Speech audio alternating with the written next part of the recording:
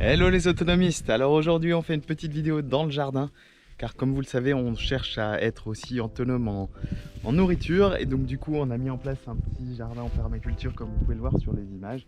Donc là, on essaye de faire un petit peu de tout, là on a essayé pendant le chantier de faire des choses un peu simples comme les courgettes, les patates, les salades, les fraises.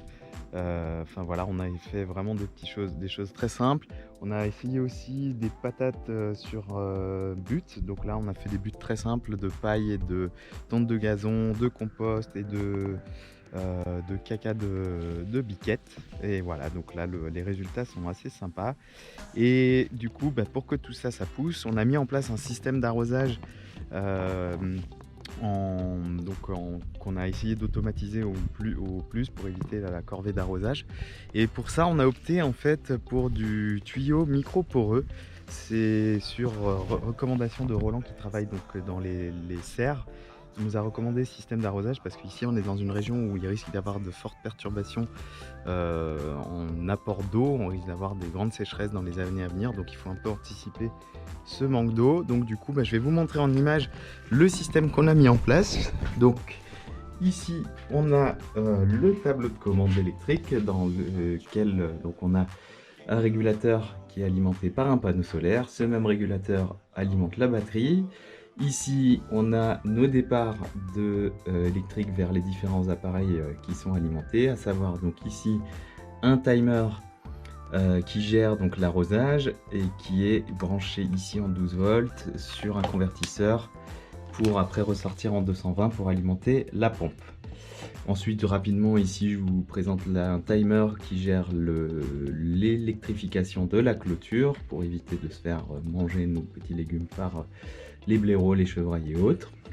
Et ici, on le verra dans une autre vidéo, c'est ce qui gère le système de chauffe de la douche solaire. Voilà, donc du coup, je vais vous montrer en image aussi donc après comment ça se passe. Ici, donc on a l'eau qui est puisée, qui sort ici, qui va vers un premier raccord qui là, donc soit on part directement vers la douchette, soit après on part vers donc après le système de rampe que j'ai fait donc avec une nourrice où là on a des départs pour chaque planche de permaculture avec donc un interrupteur, je vais y arriver un petit robinet plutôt.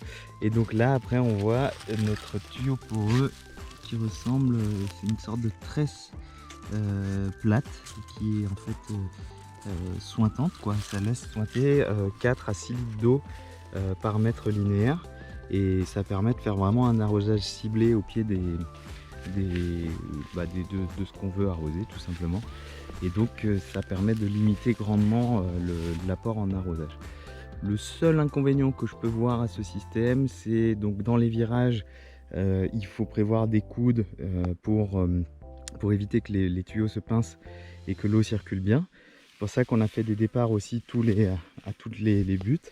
L'autre inconvénient aussi, mais bon ça c'est je pense lié à tout arrosage qui est fait sous paillis, c'est que du coup la terre reste humide. Et donc ça plaît aux petites limaces qui du coup ont toujours un environnement humide pour s'y loger. Donc voilà les autonomistes, j'espère que cette petite vidéo sur les systèmes d'arrosage au jardin vous ont plu et je vous dis à très bientôt pour une prochaine vidéo. Allez, ciao!